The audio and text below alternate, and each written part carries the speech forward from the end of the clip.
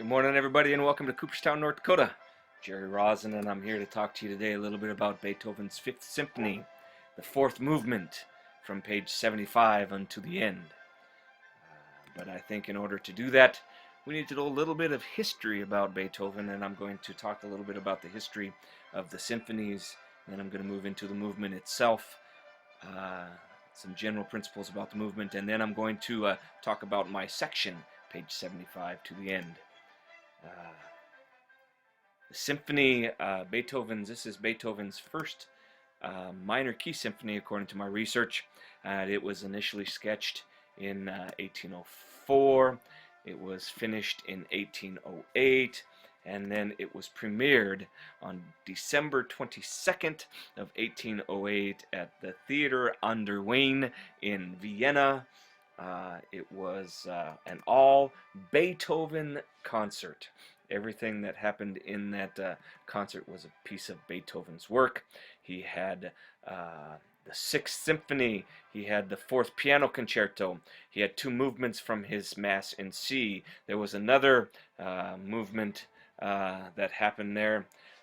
And then at the end of all of this Beethoven, he jumped into the premiere of his Fifth Symphony. The problem is, it was too cold.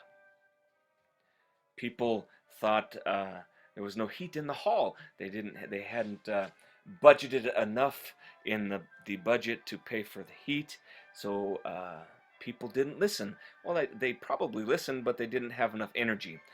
So many people thought that this symphony, when it premiered, missed the mark. It was too long. There was too many pieces of Beethoven in there. It was too darn cold to sit there and listen to all of this in the end of December in Vienna, and people didn't have the energy to listen as critically as they needed to, and so it kind of fell. It didn't have the impact that Beethoven was hoping, that is, until 1813. And what happened in 1813 is that it had a critical review. A critic finally looked at it and listened to it. In 1813, his name was E.T. Hoffmann, and he said that this symphony was indescribably profound and magnificent, and it was the very epitome of the work of the man that this person thought was Europe's greatest composer. So after 1813, in this critical review, Beethoven's Fifth Symphony started to get the movement or the attention that he thought it deserved. Moving to the movement itself, the fourth movement in Beethoven's Fifth Symphony.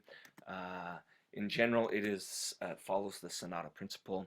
There is the beginning, or the introduction, and there's two themes that Beethoven introduces, and then he develops those two themes in the middle of the section, and then there is a recapitulation at the end of the section and a coda where he stays in C major.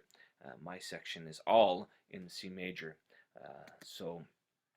But the movement itself added three instruments. He added the trombones, the piccolo, and the contrabassoon, and he did this for a purpose. He did it because he wanted this ending to be the magnificent conclusion, the triumphal entry into the end of the movement, at the end of the symphony. So he added these instruments to help do that, to help move to the end. The movement itself is pushed forward by the strings. The strings are the primary instrument that moves the movement forward to the end. He does play with the dominant a little bit in the movement, where he moves to the G major, and he uses a triplet theme to do that. But when he gets to my section is all in C major. But before we get to that, the fourth movement itself is like a march. Many people think that the symphony, the beginning of the symphony, is someone knocking at the door. You know, that motive, that ba-da-da-da, is like somebody knocking. And some people say that it's fate knocking at the door. And the reason they say this is because it was in the early 1800s when Beethoven found out that he was going deaf. And so there's fate knocking on his door, asking him what he's going to do now. And the final movement, this fourth movement, marches out of that fate. Doesn't matter whether Beethoven is deaf or whether he's not deaf. He's going to be a musician. So moving to page 75, starts out in the parallel major of the opening key of C minor, and it stays in C major. From the end of the all the way to the end of the movement, from page 75 to the end of the movement, it is in C major. C major is, or the inversion, is used over 100 times. He wants people to know that he is home, that you are home in the tonic key of C major, and he uses it. He does move. He has some dominance and some subdominance in them, some 4 and some 5s, but he stays in C major.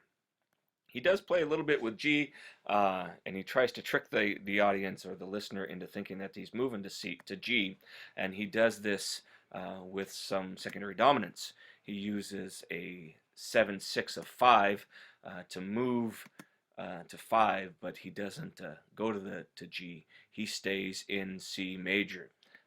So he does this 6 times throughout this, from page 75 to the end of the movement, and trying to trick the listener into thinking he's moving to the dominant, but he never does.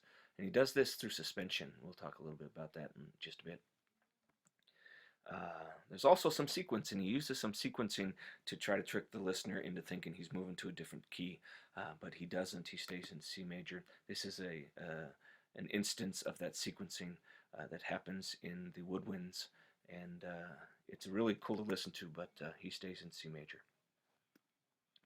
Moving a little bit further, he has some syncopation that he uses. This happens at about 7 minutes into the movement itself, and we'll get to that in just a second. We'll hear in just a second the syncopation. It sounds really cool what he does, and it's right before the syncopation happens, right before he moves to cut time. And the last 53 measures of the movement itself is all in cut time. Hurrying to get to the end, to rush to the march. There's the syncopation that's happening. It really sounds pretty cool. And as I said, he does that right before, it's at measure 349, and he does it right page 81, and it happens right before he moves to cut time. And the last 53 measures of the movement itself is all in cut time. And he stays in cut time, as I said, to try to hurry or to rush or to get this feeling of getting to the end. And once he gets to the end, he's in C major, and he's using C major to let you know that you are home, you are there, and there's nothing more that can happen. Fate has lost its power. We were there. Fate was knocking at the door. But fate, guess what? You've lost. Some non-contords that he uses some appoggiaturas. He starts out the movement with some appoggiaturas, but the one that he uses the most are passing tones. The second most that he uses is neighbor tones. But during those 6 times when he's trying to get the listener to think he's going to G major, he uses suspensions. But the most used are passing tones and neighbor tones. Fourth movement has lots of different cadences, but the majority of the cadences, as you can imagine, are all some type of authentic of some kind because there's so many tonic chords. He does have some half cadences because he plays with a G, but he stays in C major, and it just hints at going to C or to G. And that's my presentation. I hope you liked it.